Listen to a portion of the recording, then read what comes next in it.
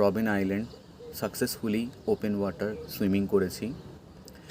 তো এই সুইমিংটা আমাদের ভারতের প্যারা সাঁতারু যারা ডিসেবলড সুইমার, আমি তাদের মধ্যে আমি প্রথম। ইভেন এখানকার যে অ্যাসোসিয়েশন আছে সেখানেও আমি প্রথম, লং ডিস্টেন্স সুইমিং অ্যাসোসিয়েশন।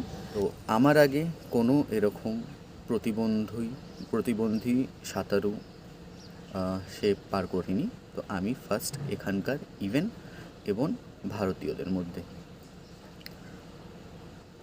এই সুইমিংটা আমার করার একটাই উদ্দেশ্য ছিল যে এটা হচ্ছে সমগ্র বিশ্বের মধ্যে সেকেন্ড কুলেস্ট, মানে দ্বিতীয় ঠান্ডাতম একটা সাঁতার। আর যেহেতু আন্টার্কটিকা গ্লেশিয়ারের অনেকই নিকটে, তো এই সুইমিংটা আমার একটা অন্যতম উদ্দেশ্য এবং অন্যতম একটা কারণ, যে সত্যিই খুব ডিফিকাল্ট, সত্যি। প্লাস অসংখ্য ধরনের জেলিফিশ, মানে যখনই হাত ফেলছি কিংবা বডিতে সঙ্গে সঙ্গে জেলিফিশ টাচ হচ্ছে। এবং ওয়াটার সিল ছিল, ওয়াটার সিল যেখানেই থাকবে সেখানেই একটা হাঙরের উপদ্রব থাকবে।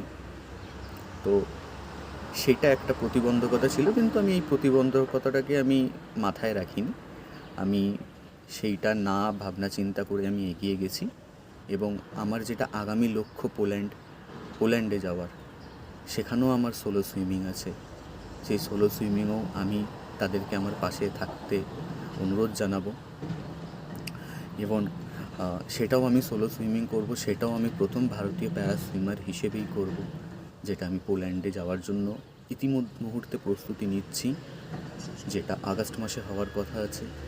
তো আমার একটাই উদ্দেশ্য থাকে বিদেশের মাটিতে যখন আমি সাঁতারে নামি, যে কোনো রকমভাবে যাই হয়ে যাক না কেন, আমি নিজের ভারতের পতাকা বিদেশের মাটিতে তুলে আসবো। এটাই আমার